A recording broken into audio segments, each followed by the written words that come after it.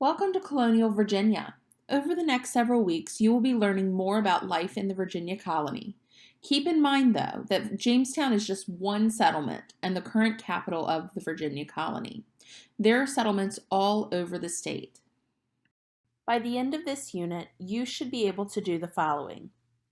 Explain the influence of agriculture and its influence on the institution of slavery.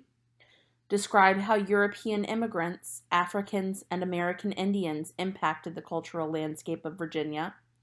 Explain why the capital of Virginia moved from Jamestown to Williamsburg and then to Richmond. Explain how money, barter, and credit were used in the Virginia colony. And lastly, describe what everyday life was like in Virginia. In order to fully understand the topics in this unit, you should know what these words mean in the context they are being used. Economy is how a country or region goes about producing and selling goods and services. A cash crop is a crop that is grown to sell for money rather than for use by the growers. Money is a medium of exchange or currency, which includes coins and paper bills.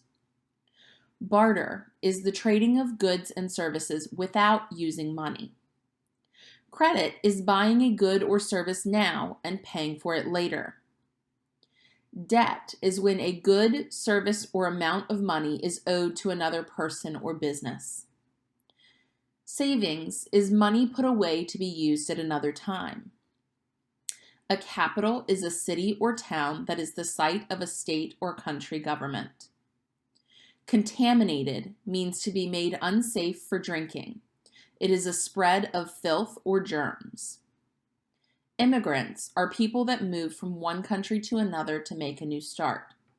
And persecution is being attacked for your beliefs. The last part of this unit is all about understanding what daily life was like all across Virginia for different groups of people. As you are listening, think about the similarities and differences you see in your own life. Living in colonial times took an enormous amount of effort. There were no supermarkets stocked with food, nor were there department stores in which to shop for clothes or shoes. These days, if you want a glass of milk, you can just open the fridge and pour one. In colonial times, however, you had to milk a cow.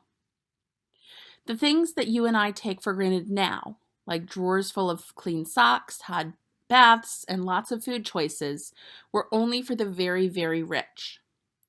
Most free Virginians made their living by working on small farms that provided just enough to feed and clothe their families.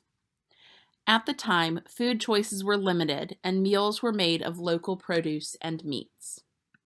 Simply getting food took up much of the day, and there wasn't a lot to choose from. People ate what was grown locally and in season. In the spring, the rivers were loaded with fish. Beginning in the summer, fruit trees brought some sweetness to meals, and vegetables began to peek out from the soil.